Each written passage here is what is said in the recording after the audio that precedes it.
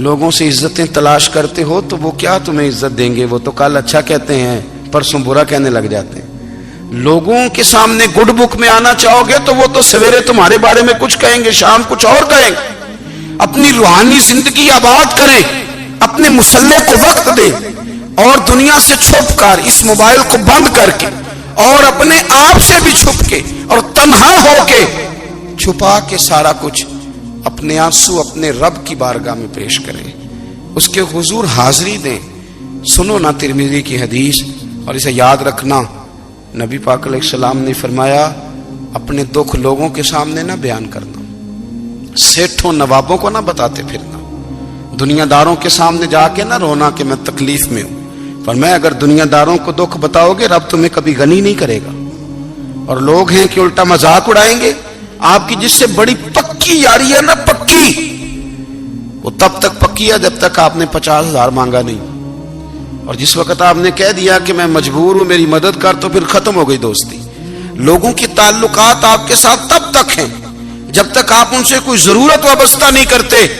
کریم محبوب فرمانے لگے بندوں کے سامنے دکھ نہ بیان کرنا، اللہ تجھے کبھی غنی نہیں کرے گا۔ تو اپنے دکھ اپنے رب کو بتا، تو دعائیں مانگ، تو اس کی بارگاہ میں حاضر ہو، تو اس کے حضور عرض کر۔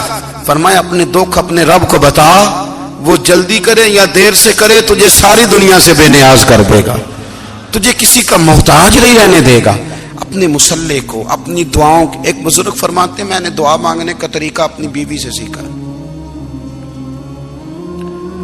دعا مانگنے کا طریقہ اپنی، سیکھنے والے تو اپنے بچوں سے بھی سیکھ لیتے ہیں، سیکھنے والے تو ہر ایک سے سیکھتے ہیں۔ وہ کہتے ہیں میں نے دعا مانگنے کا سلیقہ اپنی بیوی سے سیکھا ہے۔ حضرت وہ کس طرح؟ فرمانے لگے میری بیوی نے نا مجھے کوئی کام بتایا، کچھ پیسوں کی ضرورت کے لیے کہا، تو میں نے اسے کہا کہ بھئی ابھی میرے پاس نہیں ہے، کچھ دنوں میں آتے ہیں تو میں دے دوں گا۔ عورتوں کی عادت ہوتی ہے وہ بار بار یاد کراتی ہیں، 2-4 دنوں کے بعد پھر اس نے کہا حضرت وہ میں نے کہا تھا کچھ پیسے، میں نے اسے کہا کہ ابھی میرے پاس نہیں ہے، کچھ دنوں میں ملتے ہیں تو میں تمہیں دے دوں گا۔ اس نے کچھ دنوں کے بعد پھر کہا حضور وہ میں نے کچھ پیسے کہے تھے۔ فرماتے میں نے ڈانٹ دیا، میں نے کہا کہ کیا تو روز مجھے شرمندہ کرتی ہے، کہا نا میرے پاس نہیں ہے، ہوں گے تو دے دوں گا، تو روز یاد کراتی ہے۔ فرماتے ہیں اس نے پہلے تو میری ڈانٹ کو سہا، پھر میرے سخت جملوں نے اس کی آنکھوں میں آنسو پیدا کر دیے، پھر اس نے اپنے آنچل میں اپنے اس دکھ کو سمیٹا، اور پھر اس نے ایک جملہ کہا تو میں رو پڑا، اور مجھے اپنے رب سے مانگنے کا طریقہ آ گیا۔ مجھے کہنے لگی حضرت جی آپ نے ڈانٹ دیا میں نے سہ لیا، پر آپ ہی میرے شوہر ہیں، بتائیں نا آپ سے نہ کہوں تو میں کس سے جا کے کہوں۔ فرماتے ہیں میں رو پڑا، اور میں کھل کے رویا، اور میں تڑپ کے رویا، اور پھر میری سسکیاں بند گئیں۔ تو مجھے کہنے لگی آپ کو کیا ہوا؟ میں نے کہا مجھے بھی دعا مانگنی آ گئی ہے، جب میں اسے کہوں گا نا اللہ تو ہی میرا رب ہے، میں تجھ سے نہ کہوں تو میں کس سے جا کے کہوں؟ میں کیوں کسی بندے سے سوال کروں؟ میں کیوں کسی دنیا دار سے کہوں؟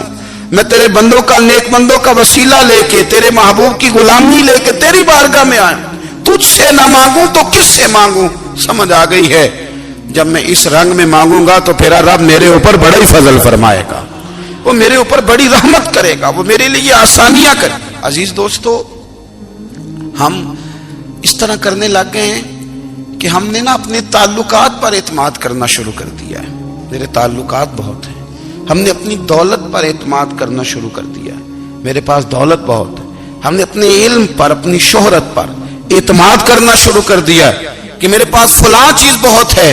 یاد رکھنا جب بے نیاز اپنی صفت بے نیازی دکھاتا ہے تو بڑی بڑی دولتوں والے مجبور نظر آتے ہیں۔ بھائیو جب انسان کا رشتہ اپنے مالک کے ساتھ ہوتا ہے پھر تو غم بھی کچھ نہیں کہتے، پریشانیاں بھی کچھ نہیں کہتی، پھر تو زندگی صبر والی، پھر تو زندگی توکل والی، پھر تو زندگی بھروسے والی، پھر انسان اپنے آپ کو رسوا نہیں کرتا، دنیا داروں سے امیدیں اس کی ختم ہو جاتی، امیدیں اللہ رسول سے لگا لیتا ہے، مضبوط ہو جاتا ہے، مضبوط، طاقتور ہو جاتا ہے، خوددار ہو جاتا ہے، باوقار باعزت ہو جاتا ہے۔ حضرت بہلول دانا رحمت اللہ علیہ بیٹھے تھے تو ہارون رشید حج کر کے آ رہا تھا،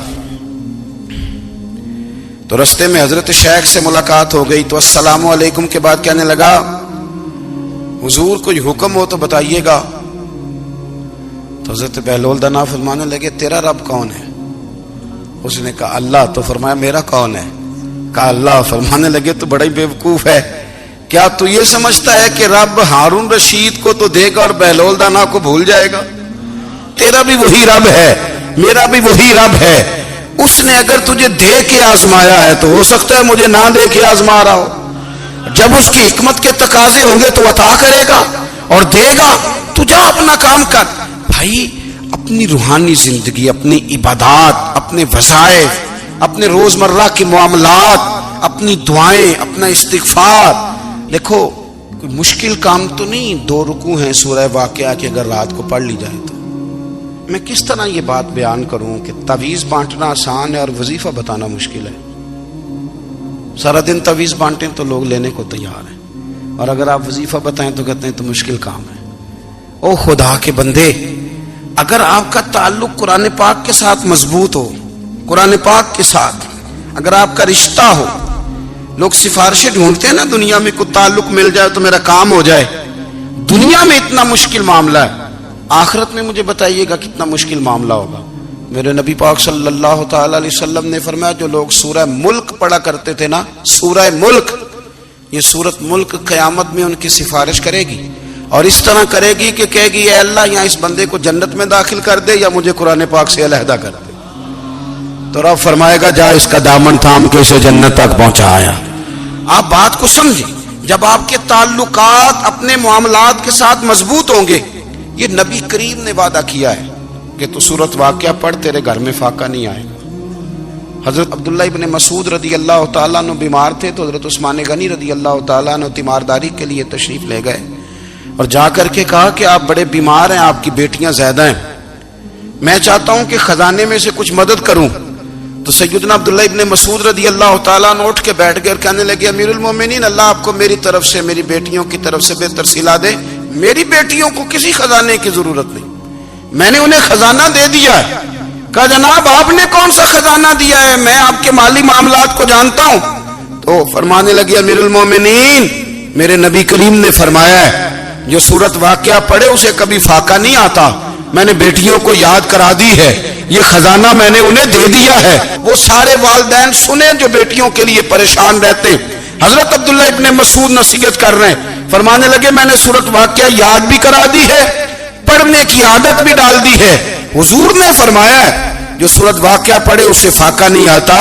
کہنے لگے چاند تو اپنی جگہ چھوڑ سکتا ہے، سورج گر سکتا ہے، تارے ٹوٹ سکتے ہیں، پر مدینے والے رسول کی بات غلط نہیں ہو سکتی. حضور نے فرمایا فاقہ نہیں آئے گا تو انشاءاللہ کبھی بھی نہیں آئے گا. کرنے کا کام یہ ہے کہ ہم اپنے معاملات، اپنی عبادات، اپنی دعائیں کبھی 10 منٹ عادت ہو جائے نا دعا مانگنے کی علیحدہ سے رات کو. حضور نے فرمایا جو فرض نماز کے بعد دعا مانگے اللہ اس کی قبول کر لیتا ہے. نبی پاک صلی اللہ تعالی علیہ وسلم نے فرمایا اللہ مسافر کی دعا قبول فرماتا ہے. حضور نے فرمایا اللہ مظلوم کی دعا قبول فرماتا ہے. حضور نے فرمایا بیمار سے دعا کراؤ اللہ اس کی دعا قبول فرماتا ہے. میرے نبی پاک نے فرمایا ماں باپ جب بھی اولاد کے لیے ہاتھ اٹھائیں، ویسے تو بلے شاہ تو آسمانی اڈ دیا ہی پھڑ دیں، جڑا گھر بیٹھا انہوں بڑھیا ہی نہیں. حضور فرمانے لگے ماں باپ جب بھی اولاد کے لیے دعا فرمائیں اللہ ان کی دعا کو قبول کرتا ہے. آپ اپنا تعلق بنائیں دعا کے ساتھ، عبادت کے ساتھ، مصلی کے ساتھ رشتہ بنائیں، استغفار پڑھیں. صلاح الدین ایوبی صلیبی جنگوں میں تھے، رات کو مسجد اقصی میں نماز پڑھی تو پریشان تھے.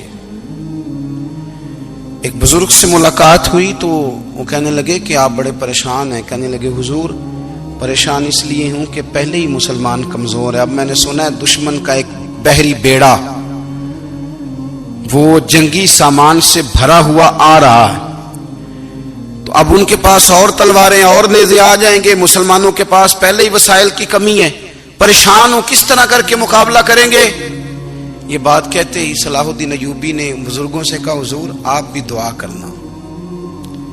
دعا کی بڑی طاقت ہے. میرے نبی پاک نے فرمایا دعا مومن کا ہتھیار ہے. دعا مومن کا حضور نے فرمایا تقدیر کو سوائے دعا کے کوئی چیز نہیں بدل سکتی. دعا مومن کا ہتھیار ہے. یہ کافر کے پاس کوئی نہیں، یہ ہتھیار ہے مومن کا. اللہ کرے آپ کو سمجھ آئے. پھر سنیں، کئی بار کہہ چکا ہوں، یہ ہتھیار ہے.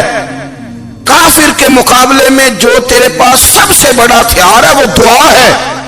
دعائیں کرانی چھوڑ دی، کرنی چھوڑ دی، لینی چھوڑ دی. حضرت سیدنا انس بن مالک رضی اللہ تعالیٰ عنہ فرمایا کرتے تھے میں نے وہ رنگ دیکھا ہے جب حضور دعا مانگتے تھے اور حضور کی مقدس آنکھوں میں آنسو بھی ساتھ ہی بہا کرتے تھے. میں نے وہ انداز دیکھا ہے. تو صلاح الدین ایوبی بزرگ سے کہنے لگے آپ بھی دعا کیجیے، اور خود رونے لگے اور سر سجدے میں رکھ کے رونے لگے اور عشاء سے لے کر فجر تک روئے، خوب روئے. صبح وہ بزرگ آئے تو صلاح الدین ایوبی کا خوبصورت اور ہنستا ہوا چہرہ دیکھا.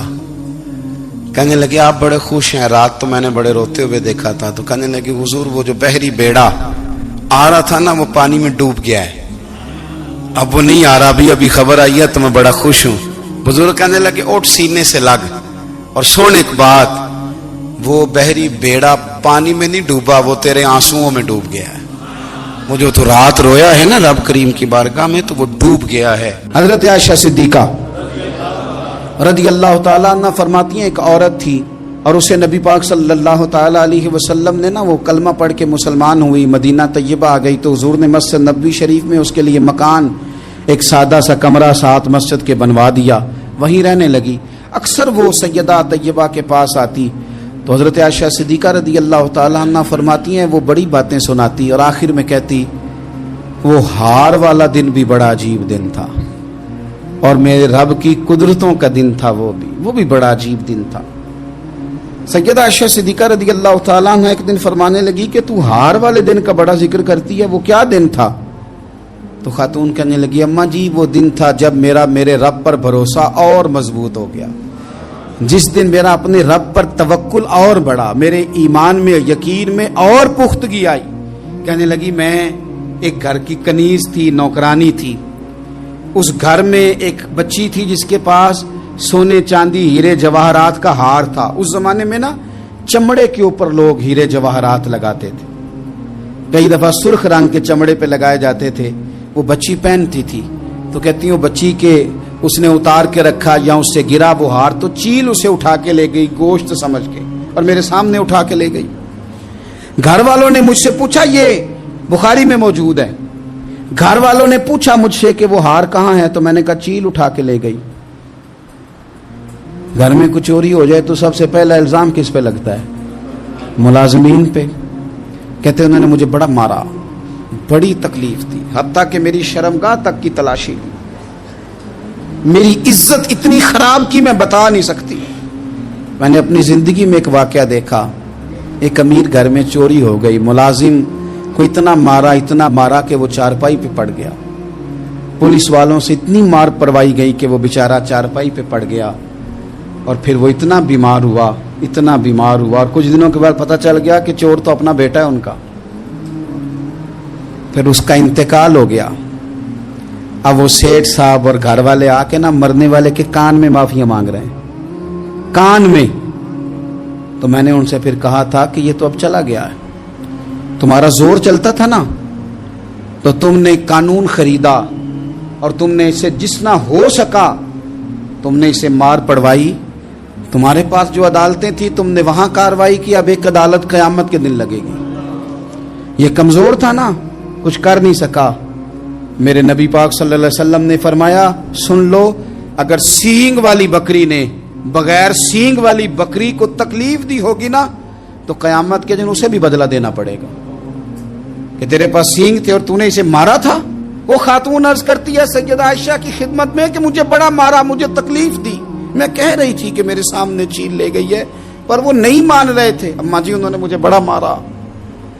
حضرت عائشہ صدیقہ کہتی ہیں پھر کیا ہوا؟ کہنے لگی اماں جی جب کوئی میرا مددگار نہ رہا، مجھے تکلیف دے رہے تھے، رسوا کر رہے تھے، تو میں نے اپنے رب سے مدد چاہی، میرے رب کی طرف میں نے توجہ کی. میں نے کہا مالک اب تو ہی میرا مددگار ہے، कहती है वो मुझे मार रहे थे तो वो चील जो हार ले गई थी वही लेके वापस आ गई, और हमारे सरों के करीब ला के उसने जब उस हार को फेंका, वो मुझे छोड़ के साइड पे हुए, वो मेरी बेगुनाही जान गए। लेकिन आपको बताऊं, उस दिन से मेरा अपने रब पर यकीन और बढ़ गया। मुझे समझ आ गई कि जब इंसान पूरा टूट जाता है और जब कोई चारों जानिब उसका मददगार नहीं होता, तो रब तो होता है ना, अल्लाह तो उसका मददगार होता है ना, वो तो फिर अपने उस बंदे की मदद करता है ना, फिर वो तो तवानाई देता है ना, वो तन्हा नहीं छोड़ता, वो तो आंसुओं वालों के आंसुओं पे बड़ा करम फरमाता है, वो तो कसम पुरसी में आ जाता है, उसकी रहमत बढ़ के इस्तकबाल कर लेती। ओ मेरी मिल्लत के जवानों, मजा नहीं आ जाता जब सारी दुनिया सोई हो, सारी दुनिया, और बिस्तर भी गर्म हो और नींद भी पूरा गलबा कर रही हो, और अचानक घंटी बजे दिमाग में, आंख खुले, घड़ी पे नजर पड़े, 3:30-4 बजे का पैगाम घड़ी बताए, और कोई चढ़ती जवानी वाला उठ के वुजू करे, और जब वो मुसल्ला खोल के बिछाए तो मदीने वाले महबूब कहते हैं कि हर नमाज पे रब सवाब देता है, और जो उठ के तहज्जुद की नमाज पढ़े उसे देख के तो रब मुस्कुराता है, जो उसकी शान के लायक है, जो उसकी शान के लायक, वो मुस्कुराता है, खुश होता है कि मेरा बंदा तहज्जुद में उठ गया, वो मुस्कुराता है। काश हमारी सुबहें कभी अपने मालिक के नाम हो जाएं, काश के सुबह। हजरत अबुल हसन रहमतुल्लाह ताला अलैह हजरत माज इब्न जबल रदी अल्लाह ताला अन्हु के पास बैठा करते थे। फरमाते हैं उनसे जो प्यार बढ़ा तो फिर मेरा मुसल्ले से भी बढ़ गया। ताबीए फरमाते हैं सहाबी रसूल से मोहब्बत हुई तो जिक्र से भी हो गई, फिर दुरूद शरीफ से भी हो गई। मोहब्बत उनसे बढ़ी तो फिर अल्लाह ने मस्जिद का प्यार भी बढ़ा दिया। आप फरमाते हैं कि मेरी हर वक्त तबीयत चाहती थी कि बस अल्लाह अल्लाह करूं, बस अल्लाह अल्लाह करूं, बस ना मैं जरा थोड़ी जान छुड़ाऊं लोगों से, कुछ 10 मिनट मिले तो मैं कुछ 4 नफल पढ़ लूं, मैं थोड़ा सा ना बचूं लोगों से, और मुझे तस्बीह मिले तो मैं ना कुछ 400-500 दफा इस्तिगफार पढ़ूं, सुभान अल्लाह, अल्हम्दुलिल्लाह, अल्लाहु अकबर, ला हौला वला कुव्वता इल्ला बिल्लाह, मैं ना तस्बीहात पढ़ूं। फरमाते हैं कि बच्चे थे घर में 6-7, गुर्बत थी, काम मिलता कोई नहीं था, और मैं काम चोर नहीं था, काम ढूंढता था, पर अल्लाह की कुदरत के काम नहीं मिलता था। फरमाते हैं कि मैंने एक दिन अपनी अहलिया से कहा कि आज मैं फिर जाता हूँ काम ढूंढने, तो मेरी बीवी बड़ी फर्मा बरदार थी, पर उस दिन ना गुर्बत के हाथों तंग आके कहने लगी, आज नाना कोई तू चीज लेके आया, तो मुझसे बच्चों की भूख नहीं देखी जाती है, सब रोगां दा रोग मुहम्मद जिसदा नाम गरीबी, कंड बुला के लंघ जाते नहीं दोस्त यार करीबी, आज ना कुछ लेके आया तो मैं बच्चे लेके मेके चली जाऊंगी।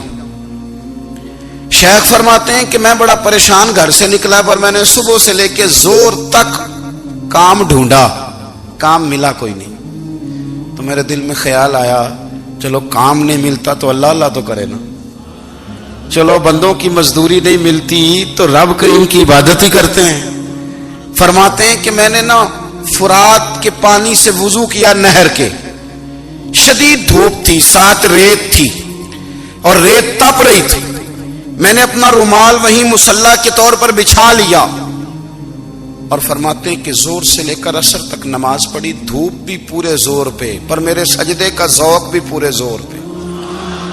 फरमाते हैं सूरज भी चमक रहा है और रब की इबादत का ज़ौक़ भी पूरे जोर पे, मैं सजदा करूं तो फिर मेरा उठाने को जी ना चाहे।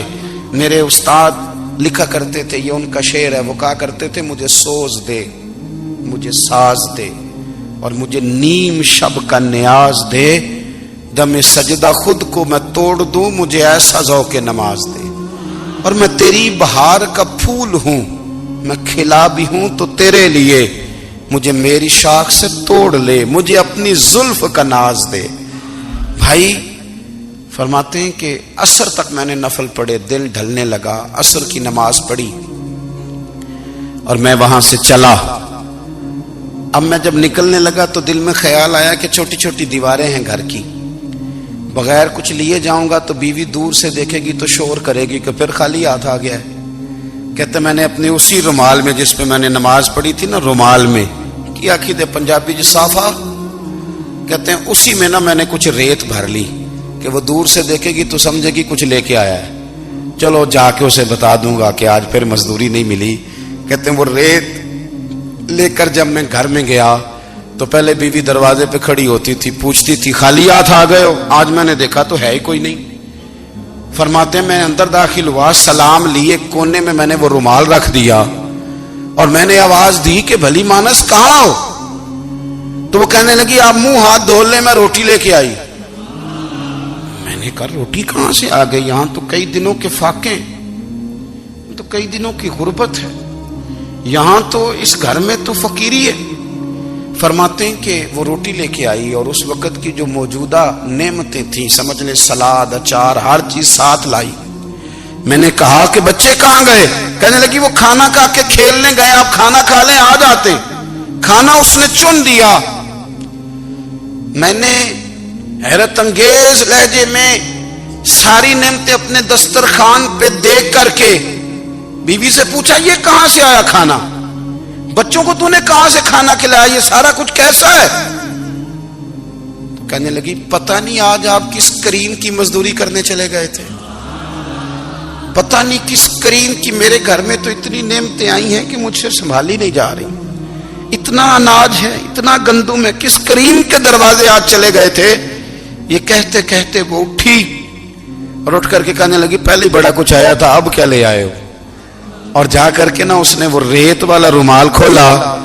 कहने लगे मैं तो लेके आया था रेत, तो मेरे रब ने उसे भी सोने और हीरे बना दिया था। जब आपकी तवज्जो अल्लाह की जानी, मेरे नबी पाक सल्लल्लाहु ताला अलैहि वसल्लम ने फरमाया हर चीज अपने रब से मांग, हर चीज मांग, हर चीज मांग। या रसूलल्लाह क्या कुछ? मेरे महबूब ने फरमाया तेरे घर में नमक भी खत्म हो जाए तो वो भी अपने रब से मांगा कर, तो मांगना वो तुझे देगा, तो उसकी बारगाह में कशकोले तलब दराज तो करना। और तिरमिजी शरीफ में अजीब लफ्ज है, रसूल कायनात ने फरमाया, रब करीम फरमाता है जब मेरा बंदा हाथ उठाता है ना तो मुझे हया आती है कि मैं खाली कैसे लौटा दूं इसके।